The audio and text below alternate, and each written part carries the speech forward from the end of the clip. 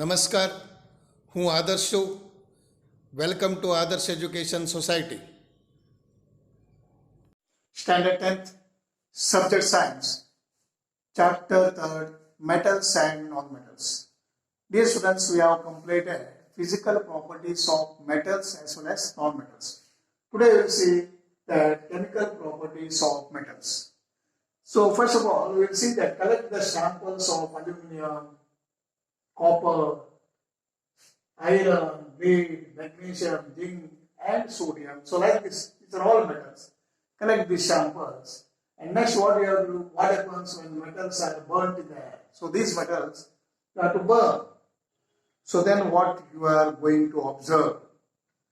So your dear students will find that when magnesium burns in the air or with oxygen, it produces dazzling, very bright white flame. And here a question is asked, do all the metals react in the same manner? So let us check one by doing the activity. See, what you have to do, hold any of the samples taken above here. Hold any of the samples and with a pair of tongs and try burning over the flame. What you have to do, hold with the burning flame. And repeat with this all the examples.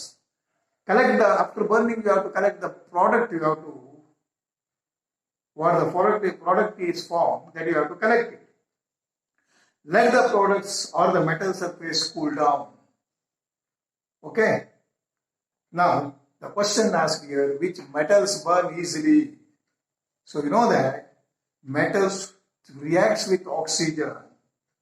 Metals react with oxygen, burn more easily. Which metals or the metals which react with oxygen more, they burn so easily. Correct? But some of the metals will not react with the oxygen that much. Another question is, what flame the color did you observe when metal burned? So you know that here also different metals produces different flames. So you know that white flame is produced when after burning the magnesium reburn. Okay. And the next question is that how does the metal surface appear after burning? So you know that here copper is the metal, burns with oxygen, becomes black in the color. And next question is, arrange the metals in the decreasing order of their reactivity towards the oxygen. Okay, one more question is that, are the products soluble in water? What the products is formed after the burning, is it soluble in water? So you know that here almost all the metals combine with oxygen to form metal oxides. Okay, so that's why metals reacts with oxygen to form metal oxide. For example, when copper is heated in the air, it combines with oxygen to form copper 2 oxide. That is a black oxide, copper 2 oxide. See, that's why we copper with oxygen to form copper oxide. So afterwards you have to balance this. Copper plus oxygen or reacts with oxygen. So you got the copper oxide. Okay, this is the balanced one. Okay, here black color, you got copper second oxide, copper 2 oxide you are taking. Similarly, when aluminum reacts with oxygen to form aluminum oxides. See, Al plus O2 oxygen, Al2O3 aluminum oxide.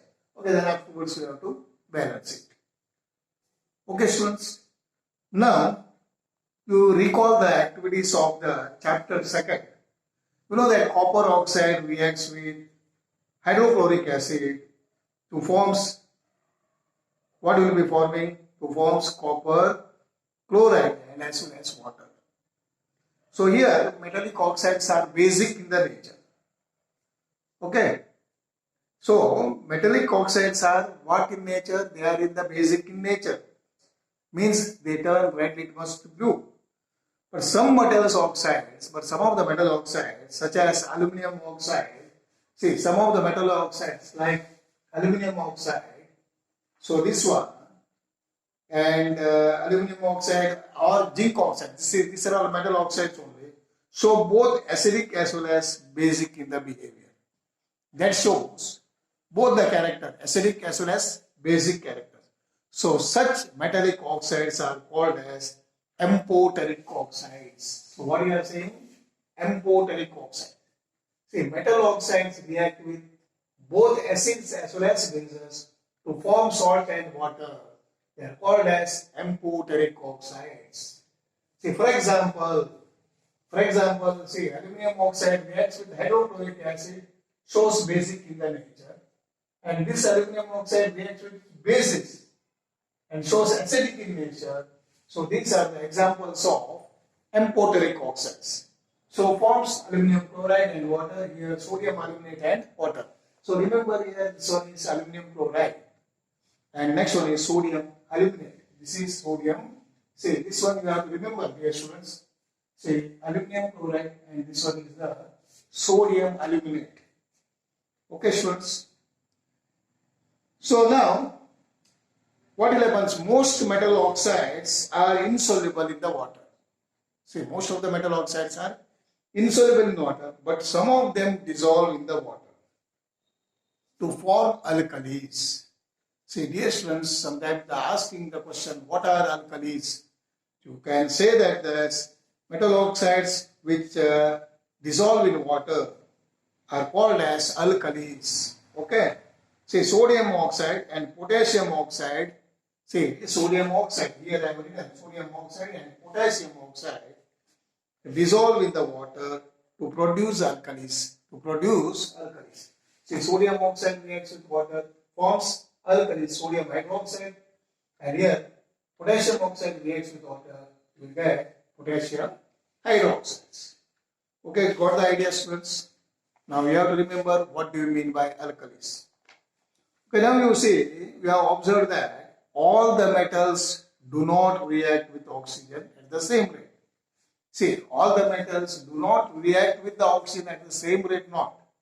Different metals show different reactivities. See, different metals shows different reactivities. Okay, towards the oxygen. See, metals such as potassium and sodium. See, metals such as potassium and sodium. So, potassium and sodium. Metals such as potassium.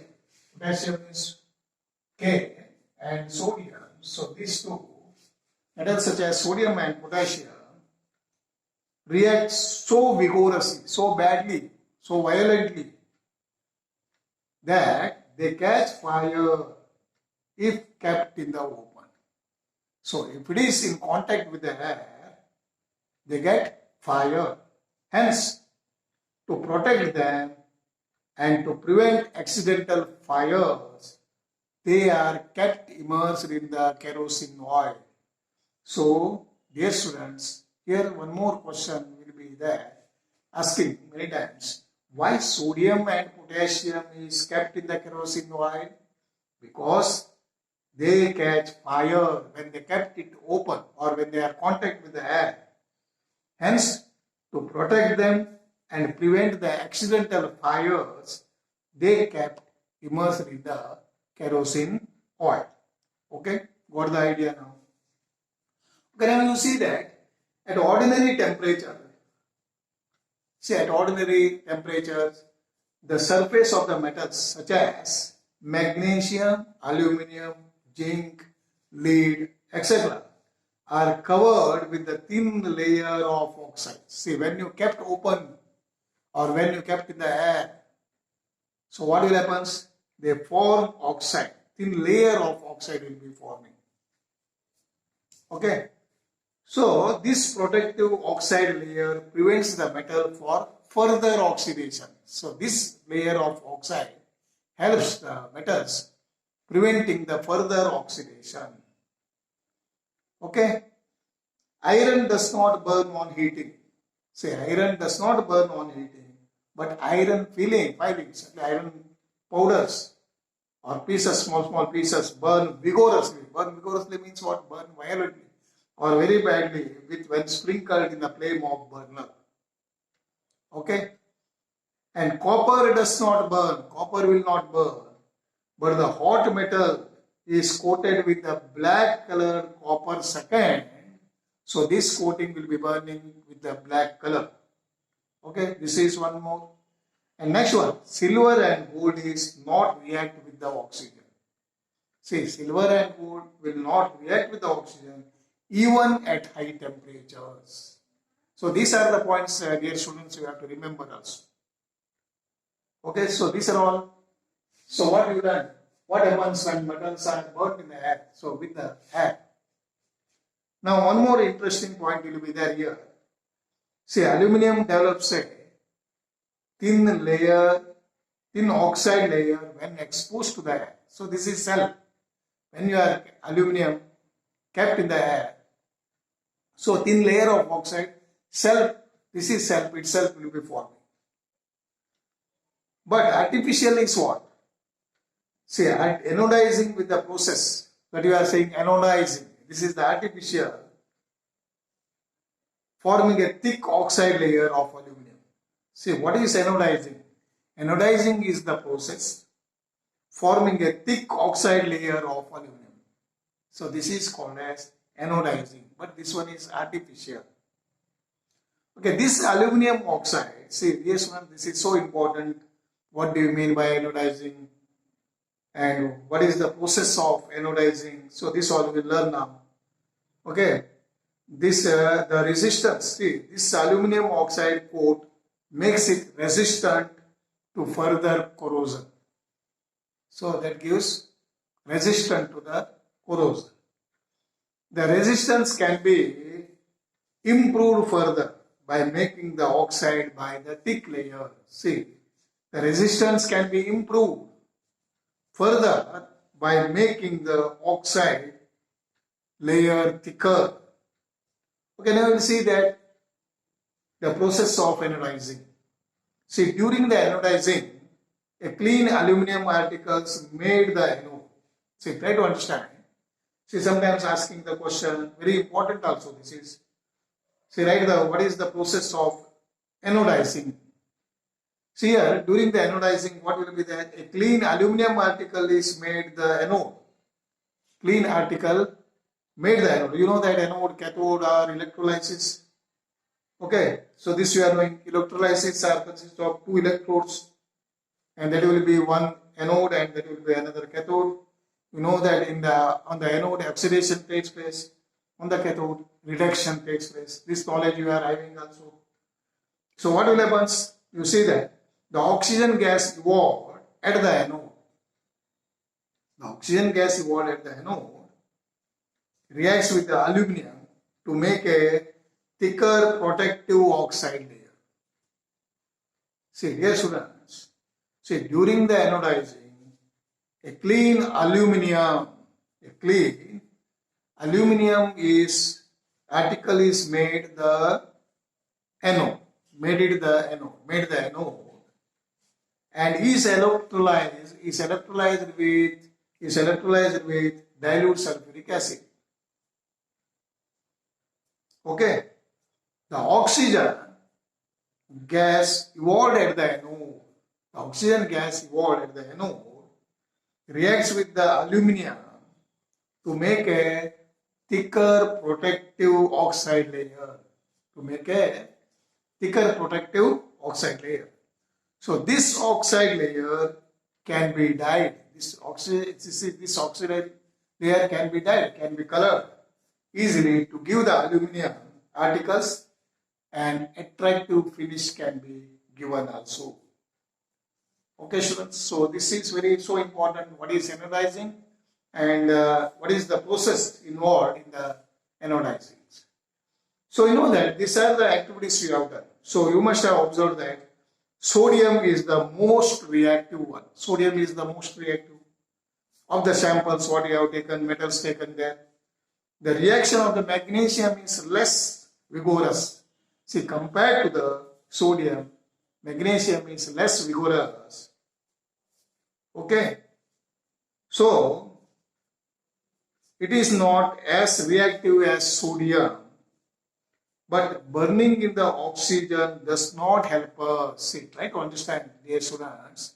But burning in the oxygen does not help us to decide about the reactivity, which is more and which is less, zinc, iron, copper or lead. So like this you cannot say who are more reactive or who are less reactive. You cannot judge, you cannot guess it. Okay, so that is why let us see some more reactions to arrive at a conclusion that about the order of reactivity of these metals. Okay, so this we will discuss in the next video. So what happens when metals reacts with water? Okay, so we'll discuss in the next video. So this all go through it. What are the chemical? What happens when the metals are burnt in the air, and as well as amphoteric oxide, and as well as which one? Anodizing. So these are also important in this. Okay, students. Thank you. Bye bye. Thank you for joining us.